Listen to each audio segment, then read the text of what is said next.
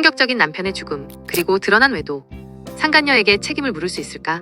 여러분, 사랑하는 사람을 떠나보내는 슬픔도 힘든데 그 뒤에 감춰졌던 충격적인 진실을 마주하게 된다면 어떨까요? 오늘 사연의 주인공이 바로 그런 상황에 놓였습니다. 5년간 믿었던 다정한 남편이 사실은 다른 여자와 두 집 살림을 하고 있었다는 사실을 그의 죽음 이후에 알게 된 겁니다.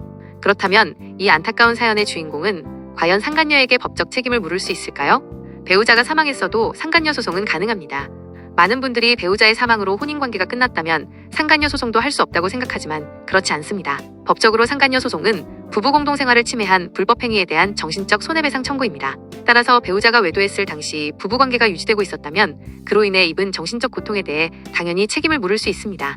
상간녀가 유부남인 줄 몰랐다고 주장해도 남편과 주고받은 메시지나 통화 내역에서 아내의 존재를 인지한 정황이 있다면 이를 반박할 수 있습니다.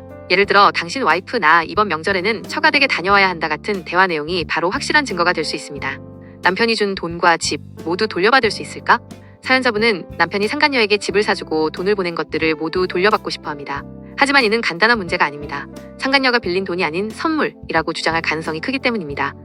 법적으로 빌려준 돈 대여금이라는 것을 입증하려면 차용증이나 이자 지급 내역 또는 돈을 갚으라는 대화 기록 같은 명확한 증거가 있어야 합니다. 만약 이런 증거가 없고 장기간에 걸쳐 소액을 주고받았다면 법원은 증여 선물로 판단할 가능성이 높습니다. 따라서 남편이 상간녀에게 보낸 돈을 돌려받으려면 대여금이라는 사실을 증명할 증거를 찾아내는 것이 가장 중요합니다. 감정적인 복수보다는 법률 전문가의 도움을. 사연자분은 상간녀가 얼굴 들고 카페를 못하게 맘카페에 글을 올리겠다고 말씀하셨습니다. 하지만 이는 오히려 본인에게 해가 될 수 있는 행동입니다. 소송과는 별개로 명예훼손이나 업무방해로 역고소당할 위험이 있기 때문이죠. 슬프고 억울한 마음이 크시겠지만 감정적으로 행동하기보다는 먼저 법률 전문가와 상담하여 차근차근 법적인 절차를 밟아나가는 것이 가장 현명한 방법입니다. 남편의 외도로 인한 정신적 피해를 보상받고 상간녀에게 준 재산에 대한 법적 권리를 주장하는 것이 무엇보다 중요합니다. 더 궁금한 점이 있다면 무엇이든 물어보세요.